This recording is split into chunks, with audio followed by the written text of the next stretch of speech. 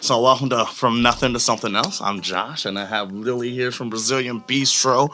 We've been working a lot together over the last few years. Started with MLK Project, and now we're working together on your restaurant and your new future show for the Power of Love, which we just finished recording your first test preview episode, first episode. So excited to have you here. When we started, you were in the process and had the vision of teaching people about food. But now you have your own restaurant, downtown Chico, brick and mortar. You're adding on to it, the steakhouse, to the bistro. So why don't you just talk about your journey and how you got from the vision to walking into where you are now? That's a great question. Thank you for asking me that question. So that brings me back a long time ago when my dad used to call me a visionary. Yeah, I was a little visionary girl, and but the passion of cooking I always have. So on the weekends, with me and my coworkers, the people that I used to work, we get together and my best people, my best friends come to my house and I cook to them, and that make me feel really good. Plus, I always cook for myself, and so I have my own program because I'm very busy in my life. So I have my food that I make it for the whole week. So I put everything in jars or containers and separate. Nice. So I have an easy way for me, to do what I want and also to have a good food. So that's how I did it, but because I love to cook and creative things. So I keep creating. And one day I realized that I just have so much food and so much I can eat. And I found myself like, oh my God, I have to throw this way, I have to throw this way. You know what? That's my passion. I probably should working in that area instead to just, keep creating food. So I start to do that.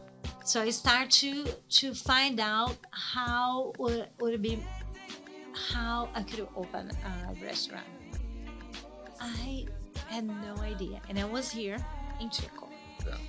I had a journey, it was a kind of flip that I'll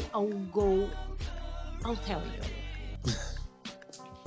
you. So what happened that I was in a not good relationship, unhealthy relationship, and I want to run away for that situation and take care of myself. So that my life, so I have to, everything can have, I lose that, everything. It's how that works sometimes. Yeah.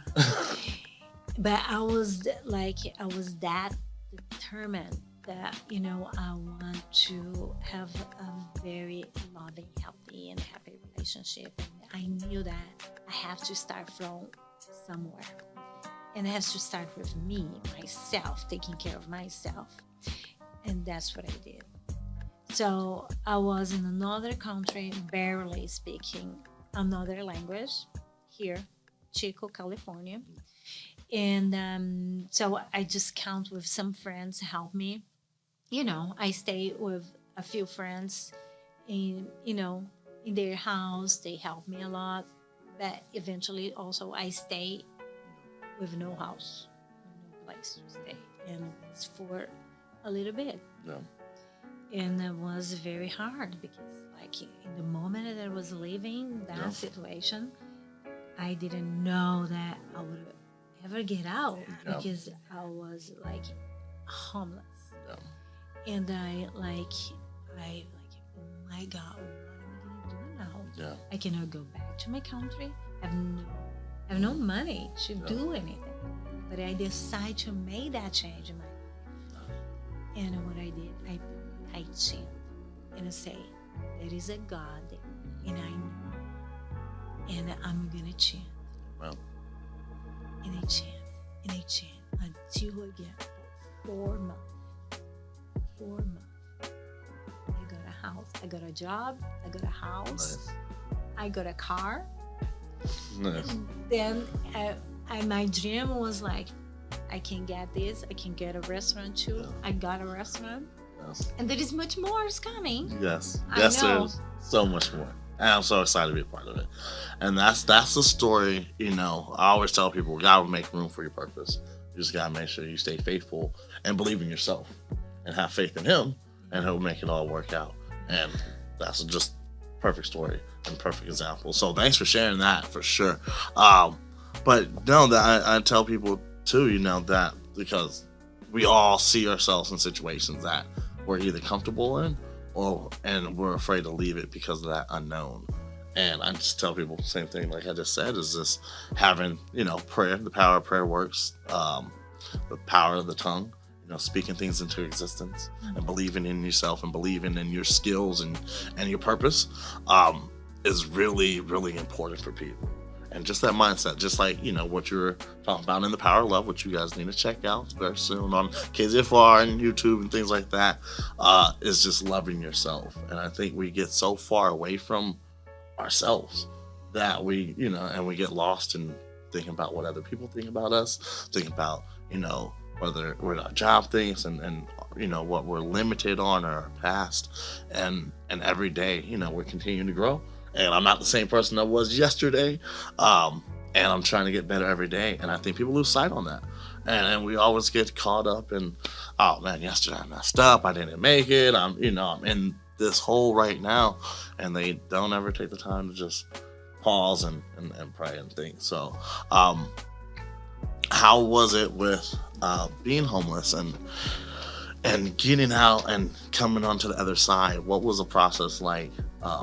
Just continuing to keep that going, because I will say why I asked this is because I have a friend who's a really good chef. And I won't say his name because, whatever. Yeah. But, I keep trying to tell him, go step out. And, he's got a lot of experience and he has a passion for cooking. And his food is delicious. And I'm selfishly asking him so he can cook for me. Yeah. But, he holds a job and stuff like that. But, he hasn't yet took that step. So, for someone who has took that giant leap, what would you say to someone like him? So the first thing, trusting the unknowing. Unknown. You don't know. No. But it is very important to take action. Towards what you want to have in your mind. If you're passionate about cooking, put yourself up there and cook it for someone. The step for me to open the restaurant, my first step was I put a table on Flume and Flume in 8th Street. There was I don't know if it still happened, but it was Like a farmer's market? Yeah, kind of marketed, there. And I said, you know what? I used to live in a studio on Flume. And so I live in a studio, like it was so little. So little. Like it's probably like this size. Here we have one bathroom. Oh man. One just bathroom and this space here. But with that space, I created office. I created my kitchen with 2 barn and everything was little. But I decided to cook it for them. So I put a table. I wake up 4 in the morning. I start to cook the food. By a little 9 or 10, I was almost ready with the food. So I went to the farmer's market. It was on Saturday. I buy all the raw food, the salad, the vegetables, and then I finish everything. I was kind of late. They open at 11. I was there by noonish. But people were already waiting for me. As soon as I get there, I less than 2 hours. I usually sold out all the food. Then I have to come back. Awesome. And so it is a process. Mm-hmm. When you have an idea, you don't know everything in the beginning. And but as soon as you just started, just take the first step. Oh.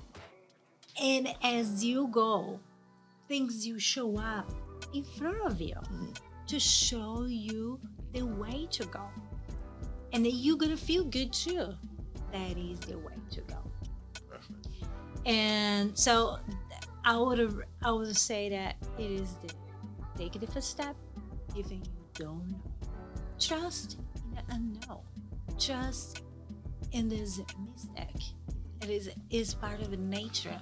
Yeah. It's a mistake. It is a mistake law. God, you can call God, mistake law, The universe, whatever you want to say. whatever you want to say. Yeah. And there is something there. It's Yeah. holding. We're gonna hold you. We're gonna make you feel good, safe, and protect. And you just trust. No. I like what you said is you did it for you, kept it simple, started off small, and you just went out there with what you had. And similar to my thing, I had one little camera. It's still on my shelf. My first little camera that I had, it was a little cheap, $300 camera that I started photography off with, and I had no idea what I was doing, but I just went out, started shooting, and now here we are. So, it's that first step though. If you don't take that step, I always tell my kids it's not about how many opportunities you get, but how many you take. And another one, basketball analogy, is you miss every shot you don't take. So you gotta start shooting. You gotta start shooting and shooting away. And one of the greatest shooters in the game is Steph Curry, and I think his percentage, don't quote me on this, is like 45%, 43%, and he's the greatest ever. That's less than half. So you're not gonna make everything, but I appreciate you just sharing the insight, and that's pretty much what the show's all about. So thank you for your time. I love that. I think that's all about. What's the name of the show? From nothing to something else. There we go. Nothing to something else. I know this. That is so true. You can do it. Yeah. You can do it. We are doing it. Proving that We're we can. doing it. So appreciate it. Thank you. Yes, thank you, my friend.